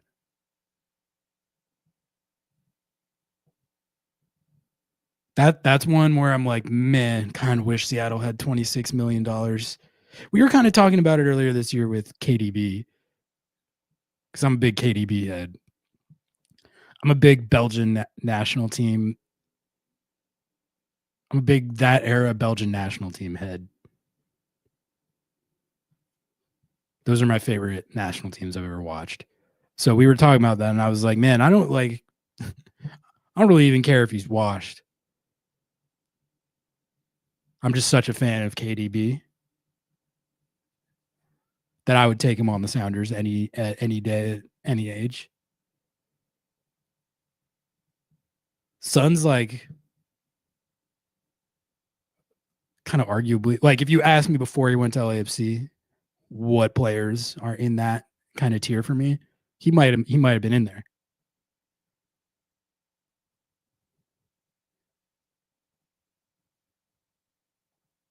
Matt, thank you for the 5. Appreciate you guys coming in with the supers.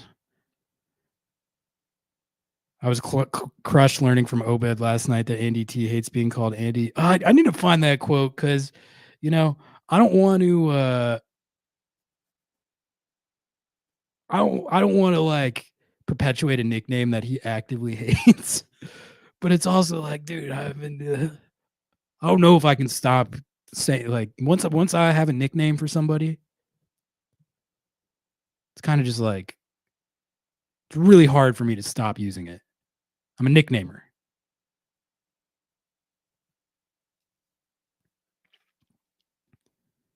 So, what exactly did Obed say? I haven't seen the interview. What did he say? It's on Sounders YouTube. All right, I'll check it out. Why did was someone asking him like, "Hey, what'd you think of Andy out there in the shootout?" Oh, he hates being called Andy. Like, why did that come up?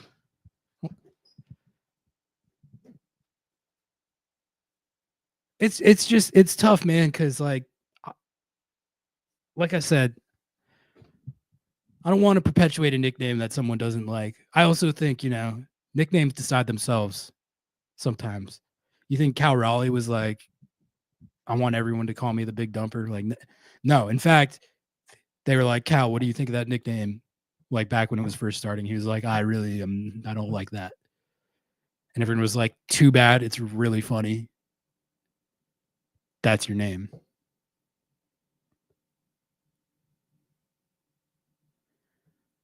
Prefers Andrew. All right. I'll look into this issue more. Not gonna be stubborn about this. If it's something that genuinely bothers him, I'll switch to Andrew T. But it's like I feel like it's kind of spread to like everyone in our chat and stuff calls him Andy T. I think when you get a Lobbing Scorchers bestowed nickname, that might just be it.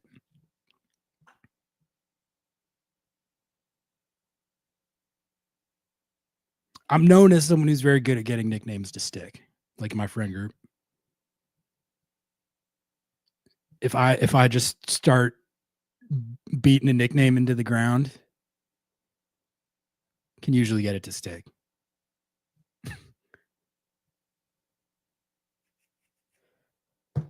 Jo asked a question using Andy and Obed corrected him.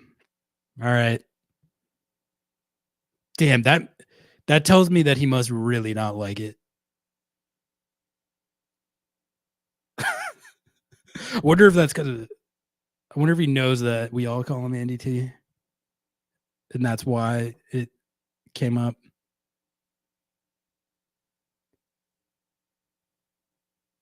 AT. I could go with AT. Andrew T. It's just like reflexive at this point is the problem.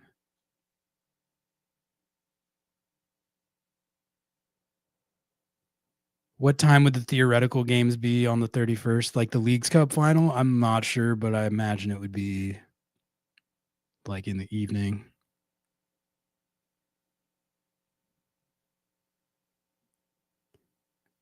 Hopefully not the 8:10 p.m. kick that we did last night or the 9:15 p.m. kick that the LA Galaxy did.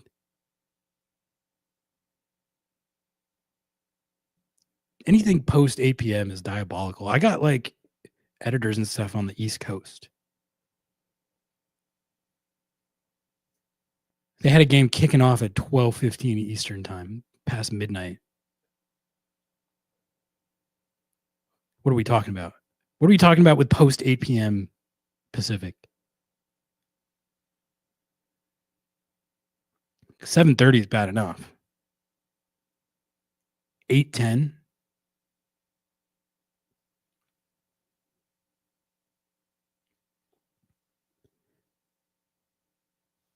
They can't make the final at 8:10. It'll be like 7:30.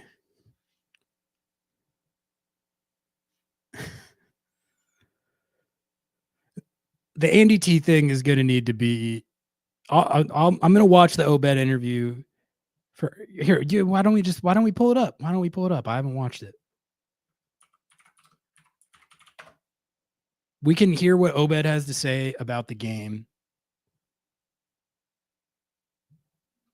We can hear what Obed has to say about the game and solve this.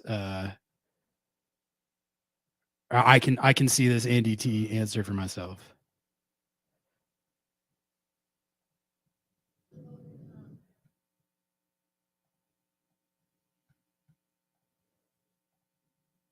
Oops.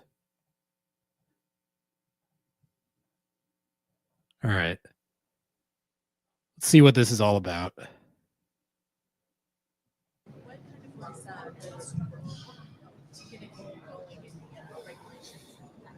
I mean, yeah.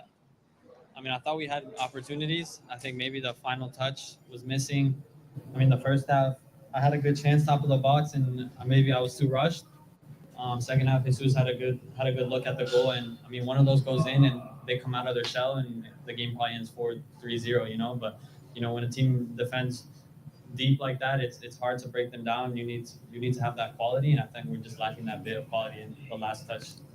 When you guys kind of gather, or did you gather before taking the shootout? Was it a strategy? Talk to each other, kind of go through that moment? Yeah, I mean, we just try to stay positive. Obviously, you know, going into penalties is not easy because, you know, we thought we were the better team, but once you go down a man, I mean, it's hard to get that goal and, you know, go to penalties. Yeah, we gather up, decide who's going to take the penalties, and everyone does their job. What can you say about Andy's performance in the shootout? He doesn't like being called Andy, but he doesn't like Andy. I'm telling you that. Great performance, you know. Yeah, Andrew. He likes Andrew. Just great performance, you know. We know that Oh man, at least 2 penalties, and so we knew that. If we just that's pretty clear cut. We're gonna win. That was pretty clear cut. Let's watch it again. Let's instant replay this. That everyone does their job. What can you say about Andy's performance in the shootout? He doesn't like being called Andy, but he doesn't like Andy. I'm telling you that. Great performance. That's very clear. He likes Andrew. Just great performance. You know, we know that it's hard to get that goal, and you know, go to penalties. Yeah, we gather up, decide who's going to take the penalties, and everyone does their job. What can you say about Andy's performance in the shootout? He doesn't like being called Andy, but he doesn't like Andy. I'm telling you that. Great performance, you know. Yeah, Andrew. He likes All right, I'll let Obed finish it off. Great performance, you know. We know that he was going to save at least 2 penalties, and so we knew that if we just scored, did our job, we were going to win. Coach Bravo said that the whole game plan today was kind of occupy the spaces in between the pivots and not allowing you guys to do a lot. You know, how difficult was it to get around that? Yeah, I mean, you could really tell in the game. Like, I could feel that they were just following us everywhere. They were just trying to stay tight in the pocket players. You know, I would drop deep. Center back would follow me all the way to the last line. The number 18 would follow me everywhere. And there was just a few moments where I was able to, you know, stay on his blind side, get unmarked, and receive and turn. But you could tell, like, that's what they wanted to do, not allow us to play through the middle like we like to do.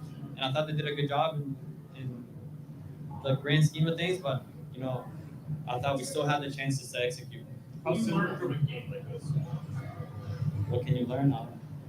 Andrew's gonna save 2 penalties. This is the second time we've faced a team that wanted to drop back, have 5 in the back.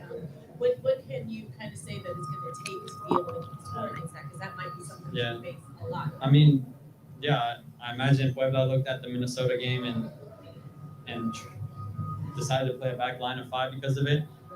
I mean, I still think we had those moments to score, and once you get one, it's hard for them. They have to open up. They have to leave spaces. The key is just scoring one, just having that one moment Yeah. mentality, and executing. That's all. It's at the end of the day, it's players have to make plays. You can call all the tactics and strategies and everything, but if the player doesn't execute technically, it doesn't work.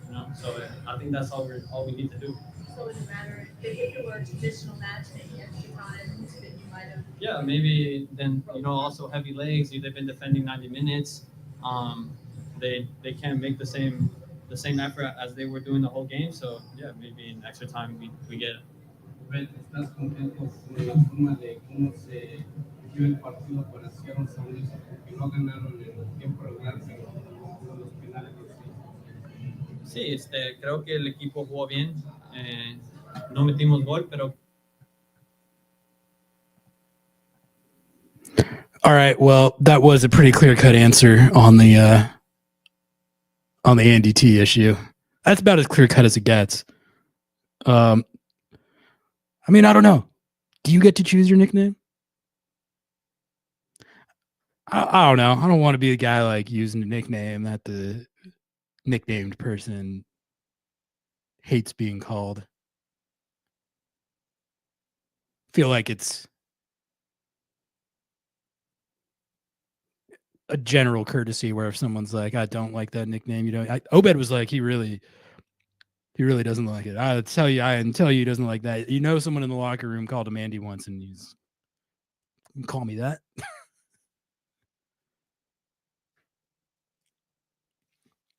I didn't know that he didn't like it.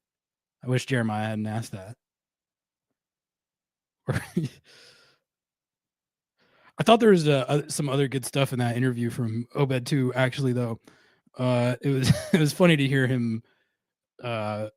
He reacted kind of animatedly when he was asked about the low block, didn't he? He was like, "Yeah, they followed me everywhere." I would try and go pick up the ball anywhere.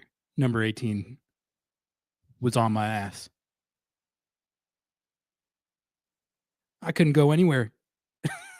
Couldn't go anywhere. And he's right. Like in that situation, it's about getting one goal.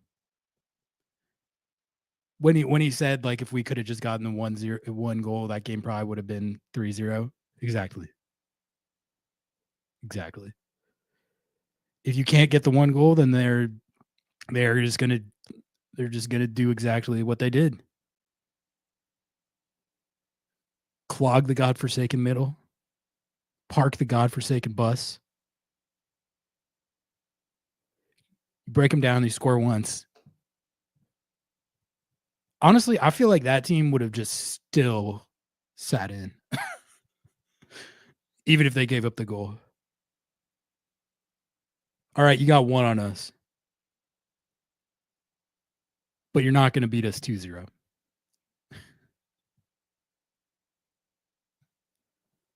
Matt, thank you for the 5 once again. Appreciate you. Need Jeremiah to add the Obed Andy T response to his opener reel. Yeah, that would be a good addition. It is like the fact that he went out of his way to correct that tells me that it's like a real thing.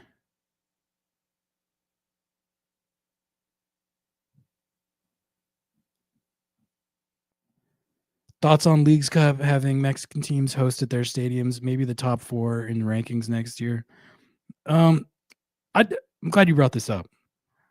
I did have something I wanted to say about this that I meant to say at the top of the show, but I forgot. It's not like exactly related to your question, but like as far as your question, like I think in general, to balance this tournament more. Like it gives MLS teams an advantage for sure. You saw, I think you saw it like the last couple years. It's like MLS teams are the ones who are making it to the semifinals. It's clear that a lot of Liga MX teams were at a disadvantage having to travel for every single game. I'll say a couple things about that. Number one, as I understand it, and I could be wrong about this, if someone has information to the contrary, feel free to let me know. But my impression of it, based on what I've heard and what I've read, is that Liga MX teams themselves are the ones who want this setup where they're playing in the US for all the games. Like they are advocates for that and want that because it's like helps them grow their fan bases or like play for crowds that they wouldn't normally get to and like expand their brand and their fan base in the US. That's like a thing. That's part of the reason why it is how it is. Like they have pushed for that, requested that, want that. So if that is the case, then I'm like, what do you want me to do about that?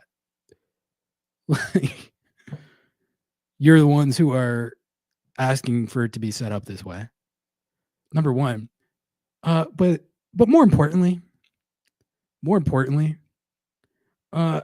MLS teams are put at a blatant disadvantage every single year in CONCACAF Champions Cup, playing Liga MX teams that are in the middle of their season when MLS teams are in their preseason and having to go on these insane road trips at altitude to play a team that's in mid-season form when you're in preseason form, that's been putting MLS teams at a disadvantage for generations. Do they get any sympathy at all? No, they get clowned on when they lose those games. And it gets talked about as like a referendum or an indictment on the league and on the clubs as a whole because they struggle to win those games in CONCACAF Champions Cup in Mexico. So my point being, cry me a fucking river about having to travel in Leagues Cup and like using that as your excuse every time your Liga MX team loses to a MLS team. Cry me a river. I've never heard of anyone giving an MLS team equity for the exact same thing in CONCACAF Champions Cup. Like, and not only that, if Liga MX is actually that much better of a league, they should be able to win on the road. Some like for these games, you can't win a road game. All of a sudden, you get eliminated from Leagues Cup. All of a sudden, it's impossible to win on the road. I don't know.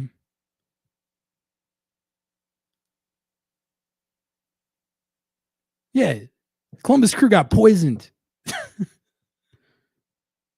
didn't see them get any sympathy for that. I got no sympathy like for Liga MX fans who want to be like, whoa, my team wouldn't have got 7-0'd if they didn't have to travel. We had to travel. How are we supposed to not lose 7-0? We had to get on an airplane and fly to the game. It's unprecedented for a professional soccer team to have to do that. Get on a plane, fly somewhere and play the game. What are we talking about? I don't know, man. I'm a little tired of hearing that. Yeah, MLS clubs have the home field advantage. Liga MX teams push for that and want that.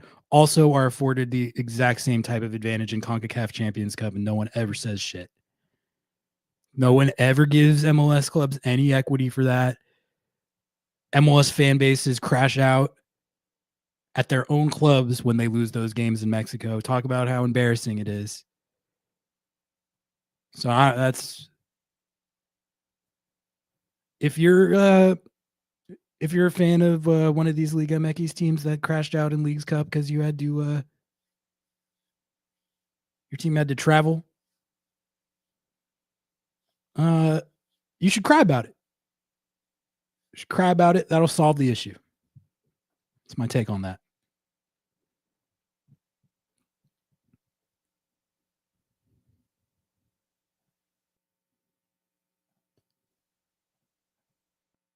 Not to bring politics into this, use sports to forget Coke. You think ice has affected crowd size?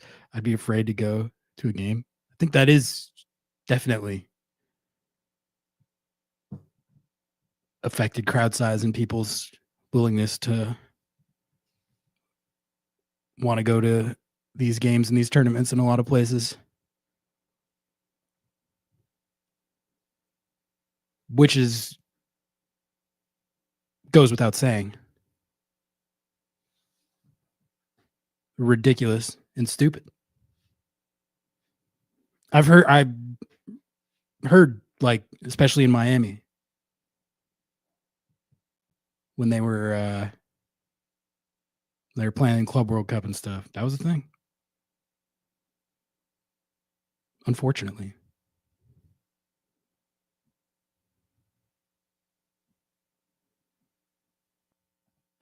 All four MLS in the semis seems like a beatdown of a league who thinks they're better than us. Yeah. Like what other like I guess I feel like the narrative out there is like, oh well that doesn't count because the Liga MX teams had to travel for all the games.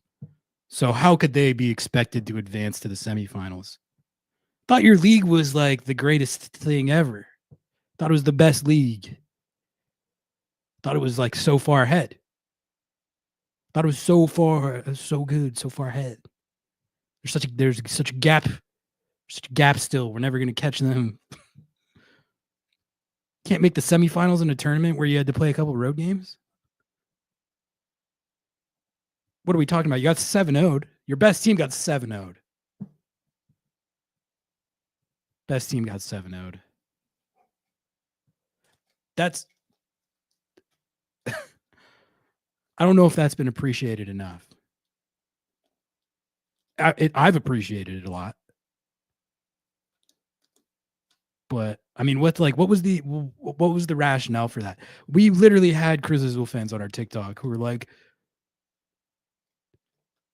I mean, yeah, we got 7-0. We had to fly to the game. We had to fly. What do you want us to do, man? Like, what do you want us to do? We had to fly from Mexico to Seattle and then play the game. How could we be expected to not get 7-0'd?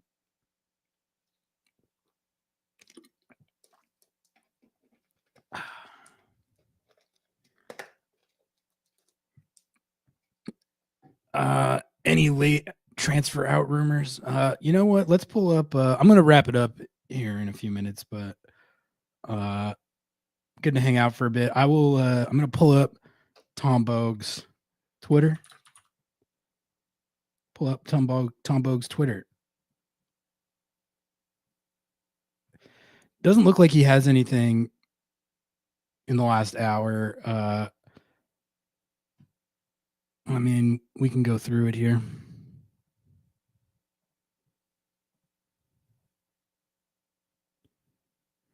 This is the last thing Tom Bogues has is Brenner. Here, let's pull up his notebook here. Live blog. This is what I was looking for. Here's all the latest, guys. Here's all the latest. Oh, wait. My bad. It didn't share what I wanted it to share.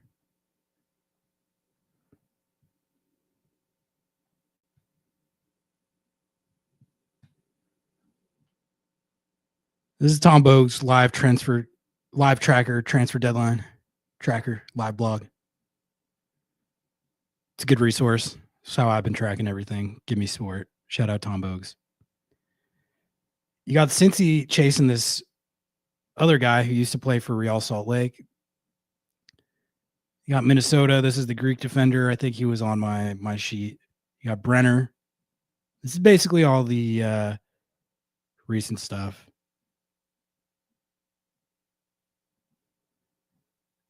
I don't think anything new. I think it's about a wrap.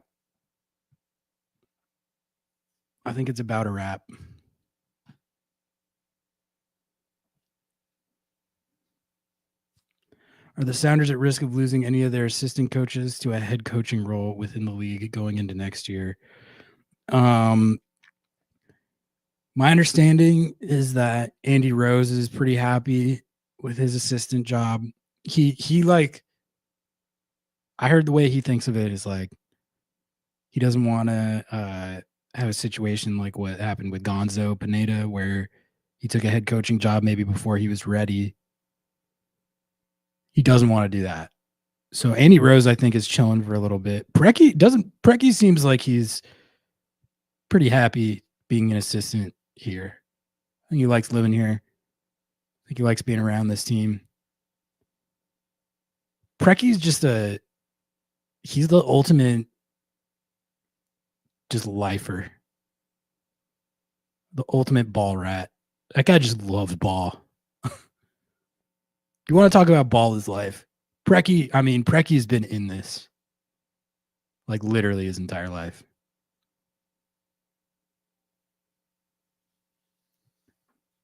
I think Preki's chilling. But Freddie Juarez, I think, is the interesting one.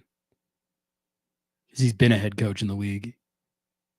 He famously was a head coach in the league when he left that position to take the Seattle assistant job. I think the staff is pretty good right now.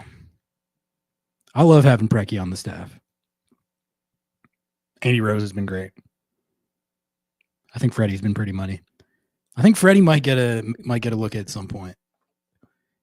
Andy Rose at some point, but probably not this year. I hope Preki stays on the staff as long as he wants.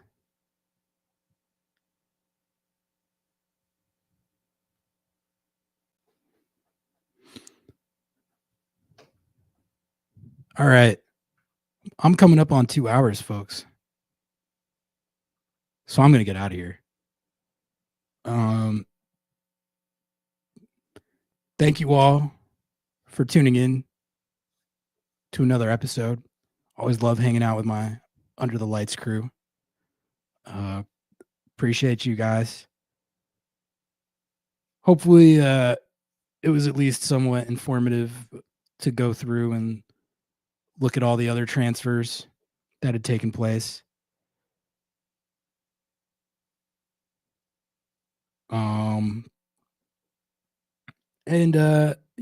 Just talking about the league as a whole, maybe some stuff beyond the Seattle Sounders. That's kind of what I like to do, sort of more league-wide coverage and thought exercises like that for these shows. So hopefully you guys like that content. I'm gonna keep doing it because I try to stay plugged in on what's going on in the whole league. So it's one way to do it.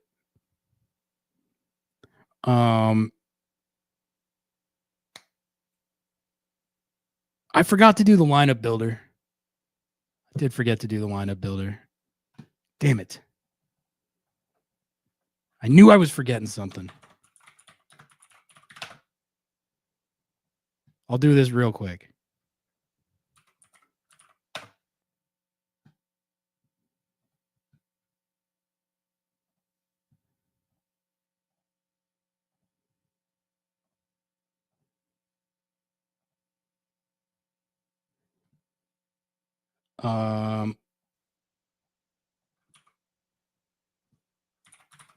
I think this is actually something worth doing. The lineup builder is always worth doing, but it's like, how do you line up against the wrestling enthusiasts, knowing that you have a semifinal in a few days after? So I'll just show you guys how I would do it. I would rotate the hell out of this. Yeah, I guess it is. It wouldn't be Moose up top, but he's not going to be playing in the semifinals, as we all know. He actually earned himself a start against Sporting Kansas City in a roundabout way. This is what I want. I want RBW. Here, you can keep Reagan in there. But you guys want Kim Ki-hee, J Bell, KKR. I'm just gonna rotate everyone exactly. Okay, this is where it gets real. The double pivot. The double pivot. For the love of God. Give me this. Please give me this. Oh, what?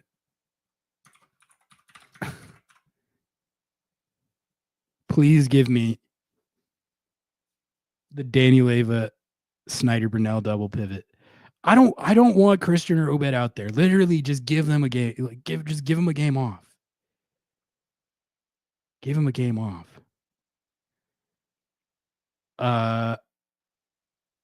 I kind of want Georgie to start the Galaxy game if I'm being honest with you, but I think they probably start him here. I don't think Schmetz trusts him. I don't think Schmetz trusts him for although Schmetz did start him in the playoffs last year, but that was sort of out of necessity. Okay, this is the question though. Like, who do you play? Who do you play here? It might be Ferreira again.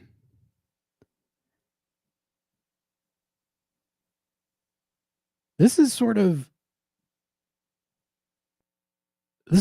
dicey.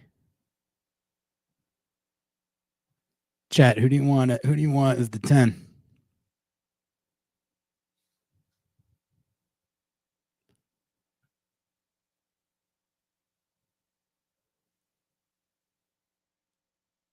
Maybe a little Georgie Rothrock action. Got Alex rolled on at the 10 right now. They might just run Ferreira, to be honest.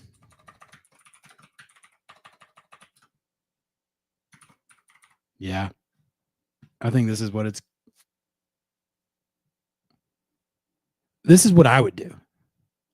This is what I would do. Now, there's probably going to be a lot less rotation than that. Because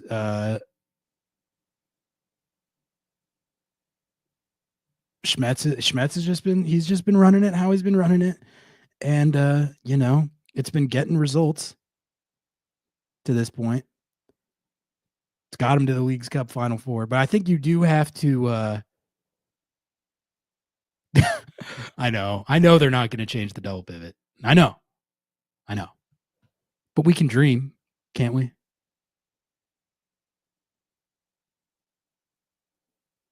We can dream.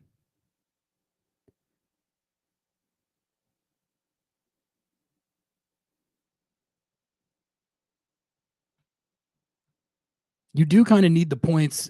You do kind of need the points on the league table as well, because the crash out red guard boys have unfortunately sacrificed whatever cushion you might have been able to accumulate there.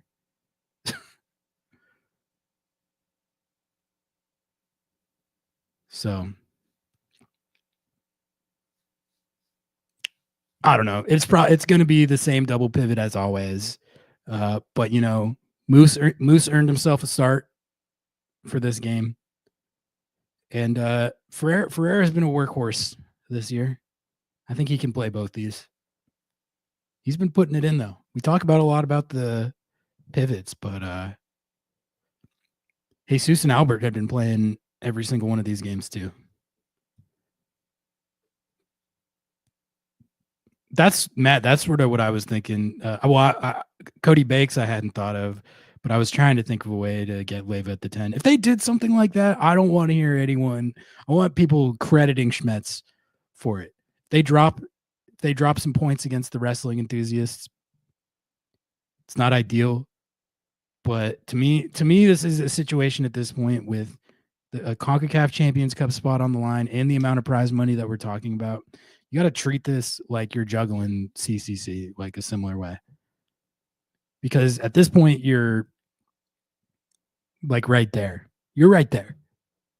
And this is how you can get into CCC, and you can get a lot of money. Got a lot of money. The club is broke, so could use that. Maybe next transfer window, you guys will get something.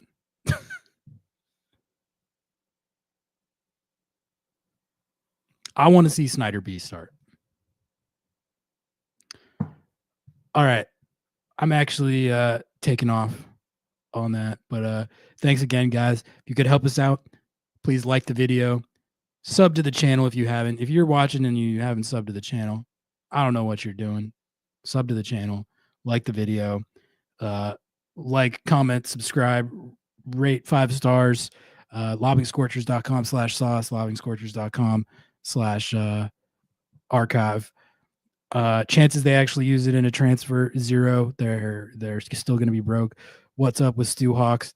Stu Hawks on the mend, should theoretically be back kind of soon. It was a long-term injury, but I saw him running sprints before a game like a week or 2 ago. So hopefully he'll be back soon. All right, we'll be back at it post-game Sunday for sure. Take some calls. Thanks for tuning in. Catch you this weekend. Peace. Some people come to Lumen Field for the tactics, for the soccer, the atmosphere. And some come for Paul Rothrock's hair.